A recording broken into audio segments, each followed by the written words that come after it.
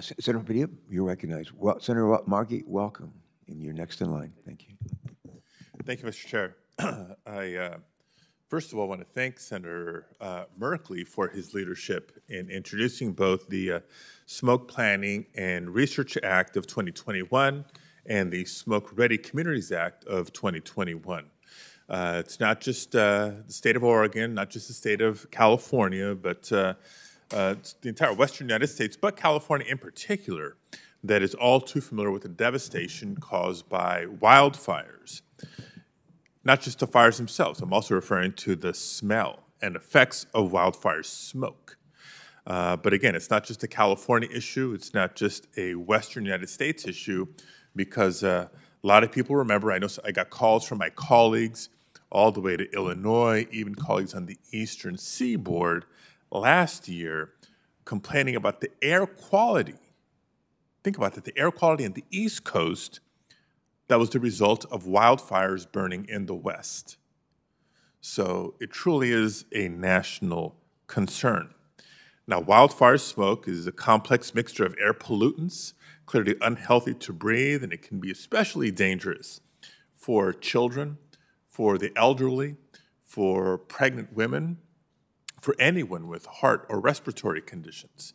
A recent Stanford University study found that single-family homes across the country tend to have 3 to 4 times higher particulate pollution during wildfire events than public health guidelines recommend.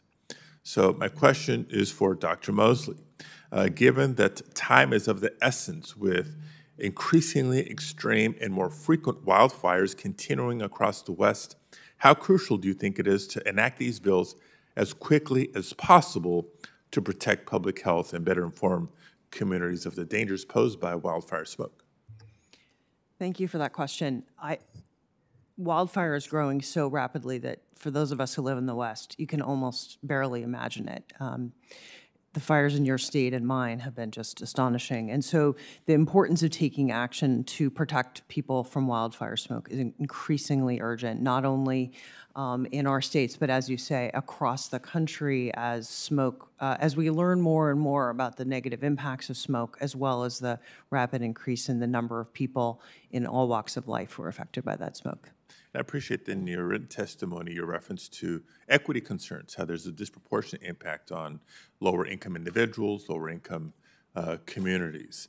Mr. Walke, my home state of California has long been recognized as a national leader in the fight against the climate crisis and for our efforts to protect communities from toxic air and water pollution as well. California is also the largest agricultural state, home to a $50 billion agricultural economy and the largest dairy industry in the country. California's farmers and ranchers know better than most that our ability to feed the nation and to support family farmers and farm workers alike relies on clean air and clean water. That's why California is working to cut methane emissions by at least 40% by 2030 in partnership with farmers and ranchers as they transition to more sustainable manure management and emission reduction practices.